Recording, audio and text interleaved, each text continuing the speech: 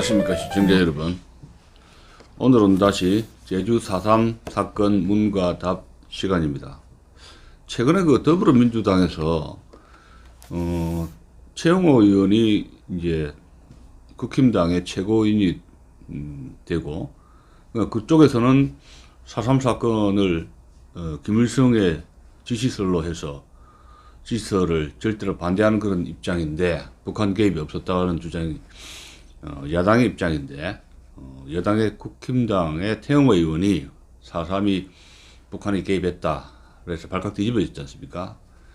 그렇다면은 이것은 제주 4.3 정부 보고서를 위반한 것이다.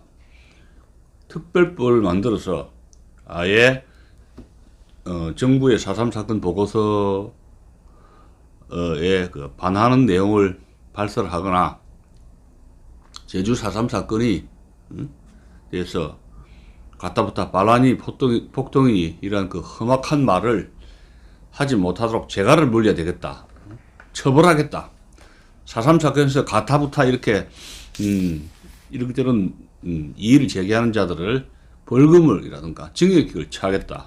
4.3 특별법, 5.18 비슷한 그런 특별법을 만들겠다는 움직임이 지금 그 더불어민주당으로부터 나온 것 같습니다. 그래서 제가 이번 시간에는 제주 4.3 진상조사 보고서가 무엇이 잘못됐는가, 이런 여기 11장에 나와 있는데, 그 문제를 먼저 거론하겠습니다.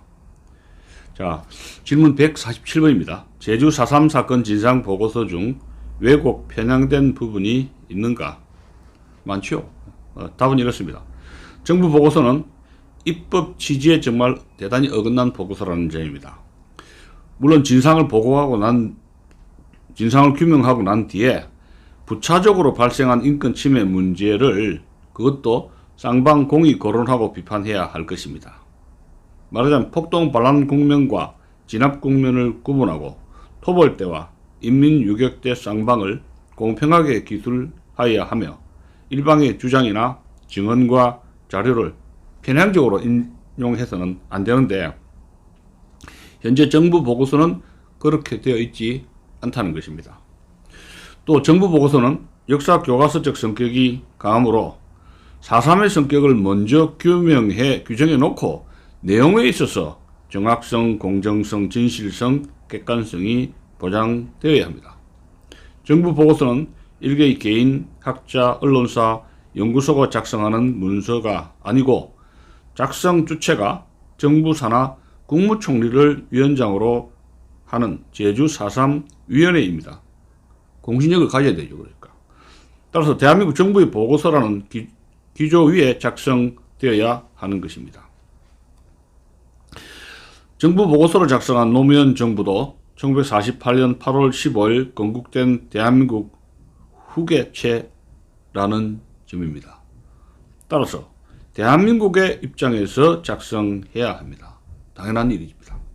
당연히 4.3의 진상을 규명함에 있어서 당시 남로당이 추구했던 대한민국 건국 저지 행위, 공산통을이라는 근본적 목적과 수단 방법을 용인하거나 은폐, 미화, 면책해서는 결코 안 되는 것입니다.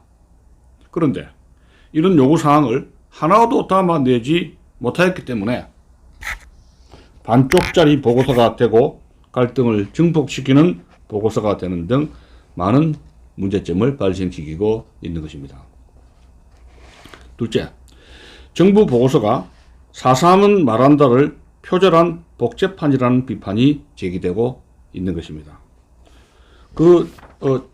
첫 번째, 두 번째 문제점을 지적하고 있는데, 첫 번째 지적, 예를 들면 4.3은 말한다 4권 제4권 368쪽 인용번호 57번을 보면 제주도지 622쪽으로 되어 있습니다.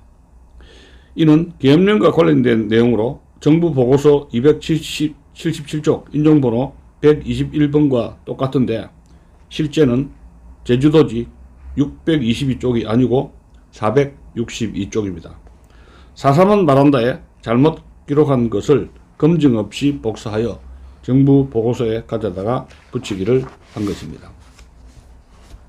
두 번째로 2003년 2월 7일 정부 보고서 작성 기획단 제10차 회의 때 국방부 군사편찬연구소 소장이 작성 제출한 자료에 의하면 특히 재민일보 4.3은 말한다는 무려 70회나 검증 없이 인용되고 있음이라고 지적하고 있습니다.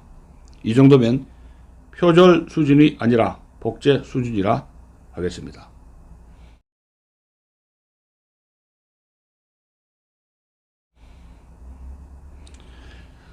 자, 질문 148번입니다. 그렇다면 왜 그런 정부 보고서가 나오게 되었나요?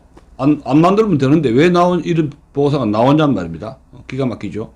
자, 답입니다. 앤서. 노무현 대통령이 정부 보고서 작성 지침을 미리 내렸기 때문입니다. 노무현 대통령이 이런 식으로 하라 저런 식으로 하라 지침을 먼저 내렸단 말이에요. 권력이 간섭을 해버려서 보고서 내용이 망쳐버렸다. 이런 이야기입니다. 2003년 2월 25일 제주 4.3 진상보고서 작성 기획단 제12차 회의 3차 토론 회의록 1쪽을 보면 오늘 취임한 노무현 대통령께서 대통령 당선자의 자격으로 지난 10일 날 제주도를 방문한 바 있습니다. 제주도에 방문하셨을 때 4.3 진상규명에 대하여 다음 두 가지 말씀을 언급한 바 있습니다.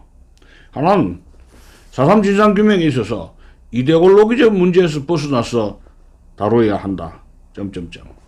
다른 하나는 강만길 교수 등 진보적인 학자들을 참여시켜야 의미 규정을 제대로 시켜서 의미 규정을 제대로 해야 한다라는 내용이 있습니다. 이 지침에 따라 위원회 구성이 평형성을 잃었고 4.3이라는 역사적 사실을 객관적, 학문적으로 규정하지 않고 정치적으로 재단하는 결과가 초래되었습니다.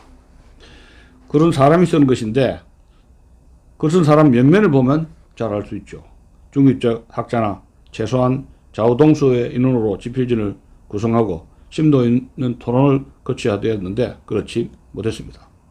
4.3위원회에 처음 참여했던 김점곤 경희대 명예교수가 특위 운영이라 진행에 불만을 표시하며 사퇴했고 또 그 이어 예비역 한광덕 장군과 이황우 교수 등 3명이 정부 보고서에 부동의라는 의사표시를 하면서 대장 사퇴해버렸습니다. 부동의라는 건 동의 못하겠다고 계속 하니까 그러다가 의사를 계속 동의할 수 없다는 계속 의사를 표시하면서 결국은 퇴장하고 사퇴해버렸습니다.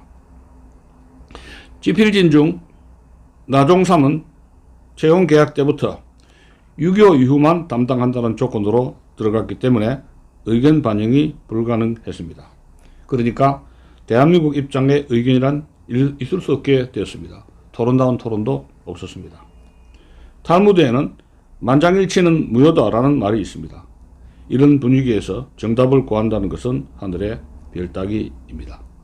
당시 제주 4.3 위원회 위원 한광덕, 이황우 위원의 전한 말에 의하면 이의를 제기하는 대한민국 입장에 섰던 사람들 전부가 사퇴하니 장애물이 없어져서 남로당 측에 유리하도록 일방통행 일사천리로 통과되었다는 것입니다.